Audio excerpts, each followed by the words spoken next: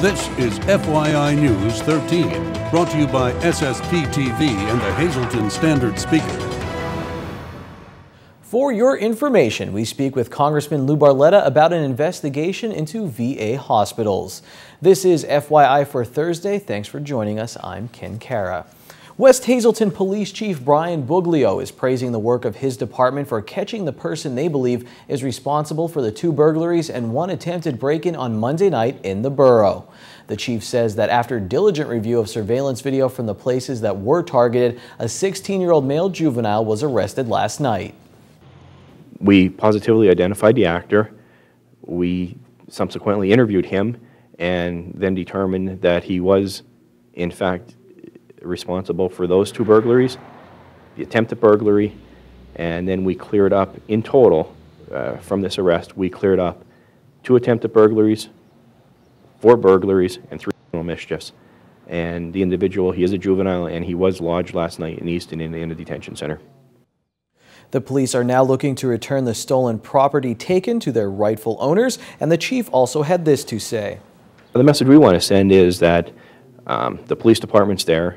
We're going to work diligently. You commit crimes in West Hazleton, we're going to work until we solve them. One of the burglaries did happen 2 months ago, but we did solve that. It took us a little bit longer than we would have liked, but we did solve it, and we will solve them when they do have crimes in the borough. Meanwhile, a public hearing has been scheduled in the borough of West Hazleton regarding its Act 47 status. Act 47 status was designed to help fiscally distressed municipalities restore financial stability and come out of the program in an overall stronger position. West Hazleton was designated as a distressed municipality back in March of 2003. The Department of Community and Economic Development, DCED, has scheduled the Act 47 hearing for next Tuesday, June 3rd at 6 p.m. at the Borough Building. At that time, it will gather testimony from officials and individuals and then determine whether the conditions that led to the distress status have been corrected. Individuals requiring special accommodations to attend the hearing should contact DCED at the phone number on your screen at least 3 days before the hearing. One Hazleton City Councilman is telling city residents to appeal their stormwater bill. Councilman Dave Sosar says there was no public hearing on the fee, plus he says the issue wasn't advertised properly. Sosar is also questioning the formula used to calculate fees. Hazleton Mayor Joe Iannuzzi says Sosar is costing the city money and that there's no reason to appeal, adding that the fee was properly advertised and enacted. For more on this issue, read today's Standard Speaker and join us for FYI Weekend, when managing editor of the Standard Speaker, Mark Ketcher, will discuss this story. The group with plans for the former St. Joseph's Hospital says they will be getting back to work on the property soon. Perry Chopra, the chief executive officer of the Claremont Group, emailed the Standard Speaker that after word got out that the former facilitator of the project said she and others were laid off citing financial reasons. The Claremont Group is planning on putting an assisted living facility in the former hospital building. Chopra tells the Standard Speaker, quote, "We do not need to prove our history of projects with you. We have been developing for over a decade," unquote. And in other news tonight, it was an opportunity to thank those who have given their time, talent, and financial support to the United Way of Greater Hazleton. This morning, the United Way literally rolled out the red carpet to recognize those who made its annual campaign a tremendous success. It was also time to pass the torch as volunteers said thank you to outgoing campaign chair Terry Moran Bowder and welcomed incoming chair Dr. David Sosar. It will be an exciting time. I think Hazleton has still an awful lot to offer. I think we're on an upswing, and I think that through the United Way, certainly the services are needed. We've got to ask people to be helpful in contributing so that we can get the job done. Also recognized were the many companies who supported the United Way agencies through time and donations. The top 2 contributors, PPL Corporation and Cargill Meats. The moment was bittersweet for PPL Regional Affairs Director Martha Herron, who received a certificate of appreciation on the occasion of her upcoming retirement later this summer. A community's character is judged by how they take care of the most vulnerable. And your character is beyond reproach. And I'm proud and blessed to be able to say I was born and raised in this community. God bless each and every one of you. You'll always have a special place in my heart. From everyone at FYI, congratulations to Martha Herron on her special award and to Dr. Dave Sosar and his being named the new chair for the new United Way campaign. From the desk of the Hazleton Area School Board now comes this. The committees for Central Office, Facilities and Capital Projects, Nutrition and Transportation, Special Education, ESL, and Alternative Education will meet on Thursday, June 19th. They were originally scheduled for June 17th. Meanwhile, the committee meeting scheduled for Wednesday, June 18th will remain unchanged. And here's the street sweeping schedule for the city of Hazleton for Friday. And again, if you have any questions on street sweeping, you can call the phone number on your screen. Just a few days after we honored those who gave their lives in service to their country and those who served and continue to serve, more news keeps coming out about the VA hospital system and the care our veterans are receiving once they come home. Lisa Sugart has more with Congressman Lou Barletta. I'm here with Congressman Lou Barletta, and Congressman, I know making the headlines right now is talk about the VA hospitals throughout the country and the impact that we're hearing of allegations that patients were not treated in time and they passed away, or that there was a waiting list at certain VA facilities. First of all, what is your opinion on this matter? Well, first of all, it's inexcusable and it's just horrible to think that men and women who have survived battle in foreign lands have come home to die because of our own government health care system that in these cases have put them on a waiting list and they didn't receive the care in time for their help. And worse than that is the cover-up to try to hide this information from the public. It's something that every American should be angry about, and you know, we're looking into calling for a full investigation by the Department of Justice as to what's going on, and you know, this is just could be the tip of the iceberg in many other cases around the country where this has happened. With Memorial Day just so recent, have veterans come up and expressed concern to you over this? Well, you know, yesterday and over the weekend in the Memorial Day parades, you know, we were really highlighting the men and women who died in war, in combat. But this needs to be included in those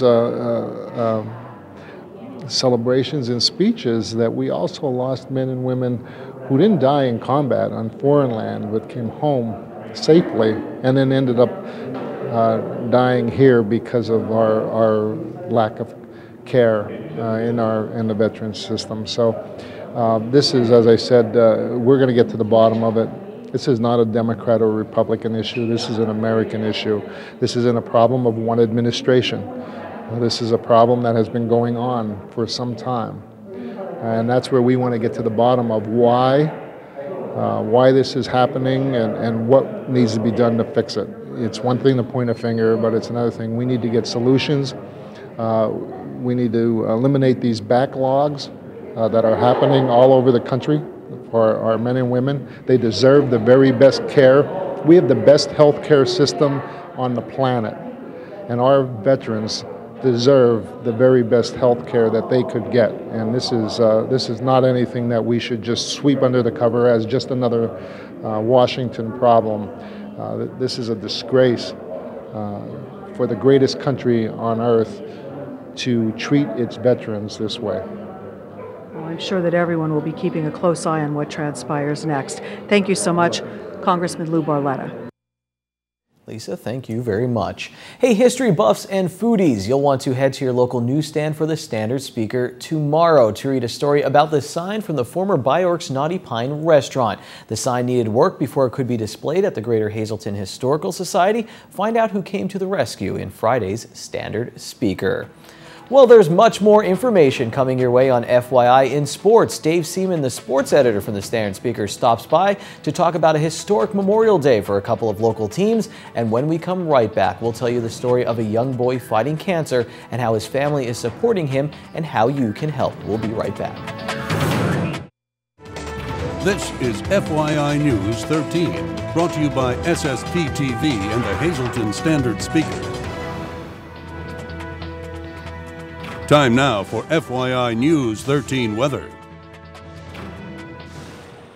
That's the Can Do building in downtown Hazleton, and that's a gray bluff sky behind it. My wife, I love her. She put in our air conditioners 2 days ago, and now it's cold again. Thanks anyways. Here's a look at the weather from the National Weather Service. Tonight, a slight chance of showers after 9 p.m., and then it will be mostly cloudy with a low around 50. Friday, there's a chance of showers after 4 p.m. Be partly sunny with a high near 69. Friday night, another chance of showers before 7 p.m. We'll get down to 50 degrees. For Saturday, mostly sunny with a high near 70. Saturday night, partly cloudy with a low around 48. On Sunday, the nice weekend continues with a mostly sunny day, high near 72.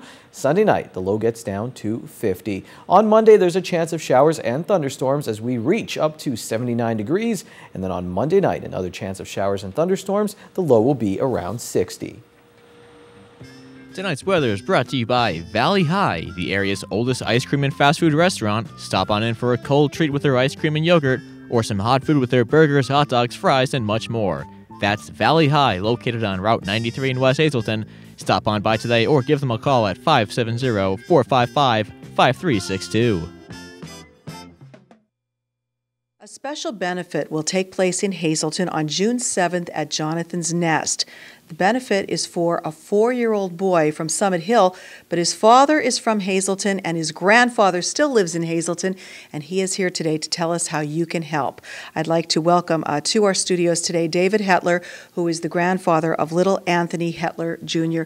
David, thanks for being here today. Thank you for having us.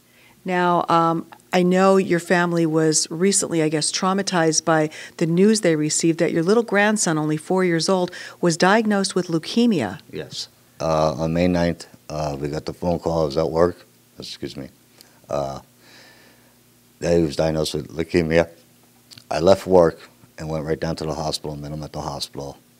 He was being transported from one hospital to the cancer center in Allentown. That's when we got with the doctors, and they told us that it is curable, but it's going to be a long process. So he's already undergoing chemotherapy? Yes, he is. How's the little guy doing? Yeah, good days. He got good spirits, and after chemo, he's a little cranky. Well, he can be cranky. I think he's owed that. Tell us a little bit about Anthony. What kind of a little boy is he? Very active, very funny. He loves sports. He loves Munster Jams. So they try to take him as much as they can. For the last, since he's been going to Munster Jams. Anything you ask him to do, he's funny. He's very playful, very active, and you couldn't ask for a better grandson. Well, now, you helped to organize a special benefit that is going to be taking place on June 7th. So tell us all the details about that. Well, the benefit started with my sister, Jane.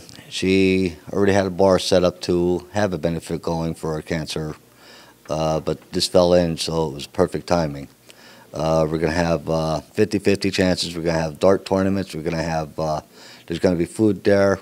The bar's going to donate a portion of the sales. My favorite, tricky trays, yeah. Yes. We got a lot of tricky trays. A friend of mine is a photographer. He doesn't do it professionally. He does it at home. He's going to donate 3 portraits. With frames and everything. We've still got more things coming. We don't know exactly what. And you have a car wash going on too? Yes. My niece, she's going to have a bikini car wash there as well with her friends. So this is going to be fun. Okay. And a $5 donation at the door. Is that all it takes? That's all it takes to come in the door is $5. Alrighty. What would you want to say to the many people? I know your grandson lives in Summit Hill, which isn't too far away, but your son grew up in Hazleton. You still live in Hazleton, the whole family. What would you want to say to all of our viewers throughout the area on how they can come out and help? If you're available June 7th, please come out to Jonathan's Nest. Hopefully we'll have a great time. We'll have a lot of fun. And hopefully we'll make enough money to help them support their bills and whatever gas they need to go back and forth to these hospitals for the testings. David also tells us that donations can be made at any PNC bank in care of David Hetler and Anthony Hetler Jr. Now to our community calendar tonight. The annual Faith Fest will be held on Saturday, June 14th at Faith United Church of Christ. The event will feature a yard sale, delicious homemade food, tricky trays, entertainment, and more. The yard sale runs from 9 until 2, the food sale from 11 until 4, and entertainment from 11 until 6 at Faith UCC, and that is in Hazel Township on the Airport Beltway. And now your midday winning lottery numbers. The daily 957, Big 4, 6989, Quinto 69442, Treasure Hunt 3, 4, 22, 25, and 29. Dave Seaman joins us next.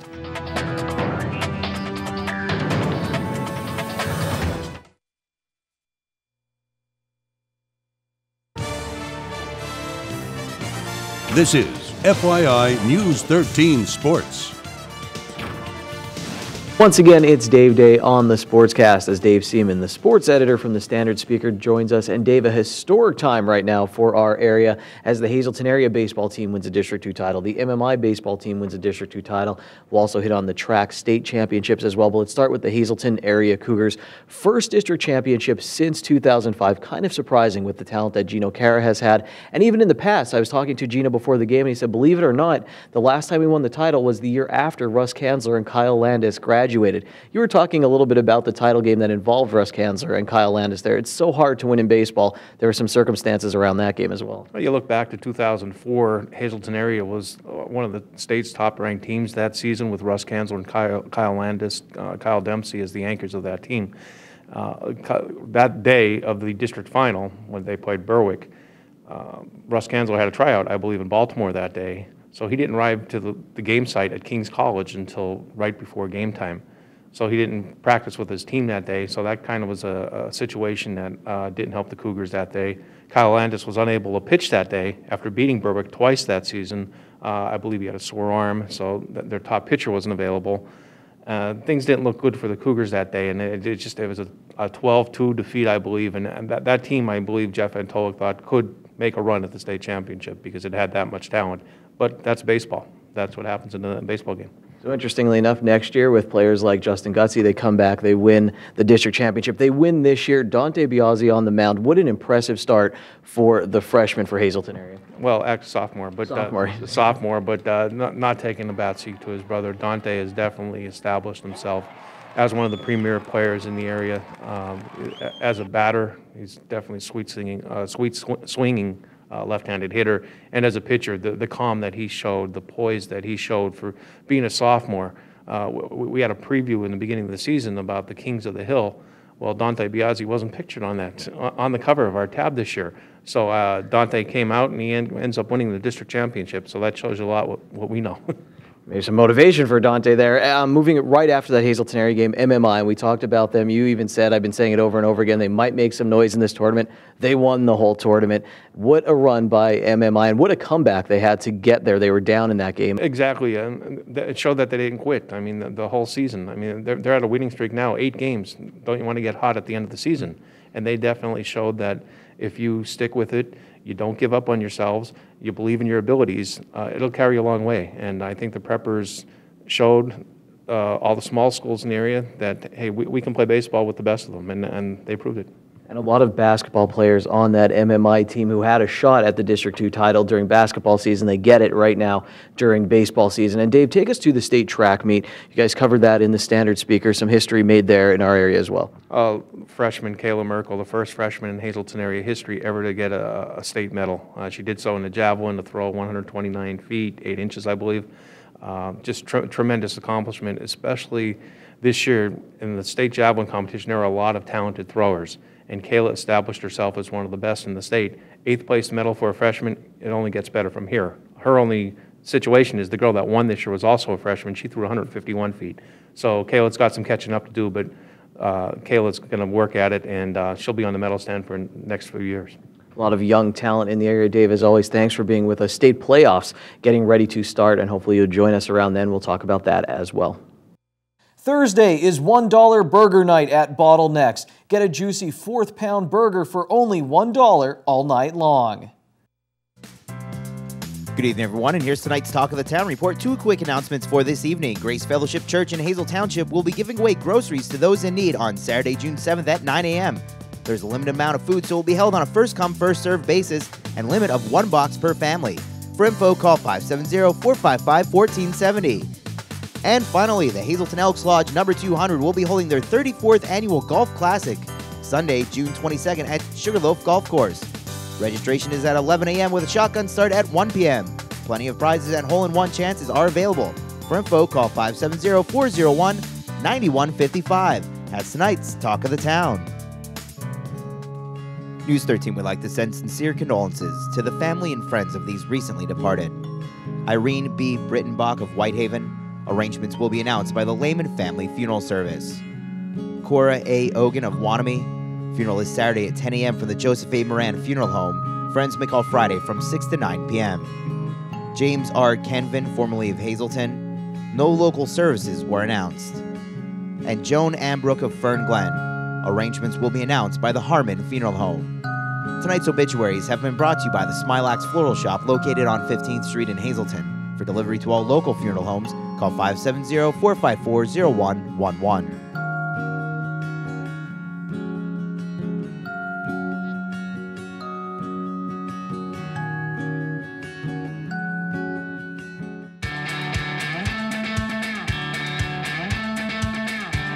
Are you thinking about building a new home? Spring is traditionally a time when people begin getting ready to move, and it can be very exciting to be customizing a house perfect for your family. While you're choosing your new home's amenities, don't forget to think about energy efficiency. By making investments now in factors like insulation, windows, and landscaping, you can save energy and money for years to come. At PPL Electric Utilities, we want to help customers make their new homes energy efficient from the start. That's why we offer new construction rebates. These rebates go directly to builders who install a package of energy efficient equipment, and the homeowners benefit by saving energy and money from day one. To qualify for a rebate, builders must install an air source heat pump with qualifying efficiency ratings. They also need to install certain levels of insulation in the walls and ceilings. The required measures also include an Energy Star rated heat pump, water heater, refrigerator, and dishwasher. So if you're building a new home, be sure to ask your contractor about our new construction rebate.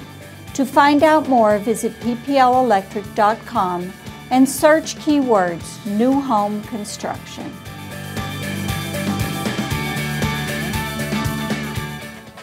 Attention pay-per-view subscribers, if you see your name right now on News 13, you'll have 13 minutes to call in and win a free movie from Service Electric Cablevision.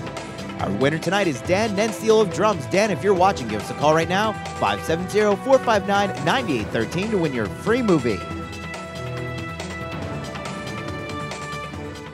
Big thanks to the guys in the control room tonight. FYI is always open and on at our Facebook page. Check that out for breaking news. We'll be back with more information on Friday. Until then, take it easy, everyone.